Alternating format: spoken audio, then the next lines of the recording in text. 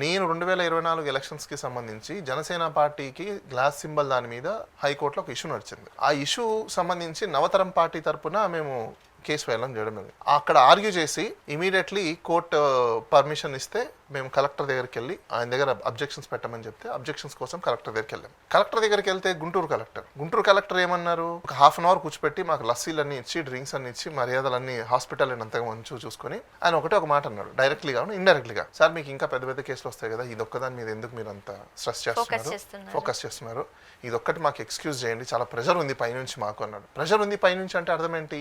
CEO, chief electoral officer ఎవరైతే ఉంటాడో state కి, ఇప్పుడు present principal secretary for revenues, ఆయన ప్రెజర్ ఉండాలి, లేకపోతే సెంట్రల్ గవర్నమెంట్ నుంచి ప్రెజర్ ఉండాలి. సో ఒక కలెక్టర్ స్థాయి అధికారే ఫ్రంట్ అండ్ ఆయన ఫ్రంట్ మీద నేను ఫ్రంట్ లో కూర్చో ఉన్నప్పుడు హీ సైడ్ ఇండైరెక్ట్లీ నాకు ప్రెజర్ ఉంది. What is the mean of the pressure అంటే సమ్వేర్ ఏదో జరుగుతోంది అనేది క్లియర్ గా మాకు అర్థమైపోయింది. దెన్ అప్పుడు బయట నుంచి నా క్యాండిడేట్ ని పిలిచి ఎంపీకి వేస్తున్నారు ఆయన నవతరం పార్టీ నుంచి పిలిచి, ఇవ్వండి మీకు ఓట్లు పడితే మహా అయితే మీరు గెలవలేరు, ఓపెన్ గా మాట్లాడడం, మీరు గెలవలేరు, మహా అంటే 10,000 20,000 పడతాయి, ఇది పరిస్థితి, కలెక్టర్ గారు రిక్వెస్ట్ చేస్తున్నారు, ఆయన రేపు ఎప్పుడైనా మీకు ఉపయోగపడతారంట, అది మీకు ఓకేనా అంటే సర్లేండి సార్ ఓకే అని చెప్పేసి ఆయన ఎన్ఓసి ఇచ్చేసి ఆ సింబల్ ని సరెండర్ చేసేసి మేము వెళ్ళిపోవడం జరిగింది. సీన్ కట్ చేస్తే మాకు ఆ డే నుంచే డౌట్స్ మొదలయ్యాయి. ఎందుకు మొదలయ్యాయి అంటే ఒక కలెక్టర్ స్థాయి అధికారి డిస్ట్రిక్ట్ ఎలక్షన్ ఆఫీసర్ డిఈఓ ఆయనే ఆ మాట చెప్పారంటే ఆర్ఓలది ఏముంది? నథింగ్.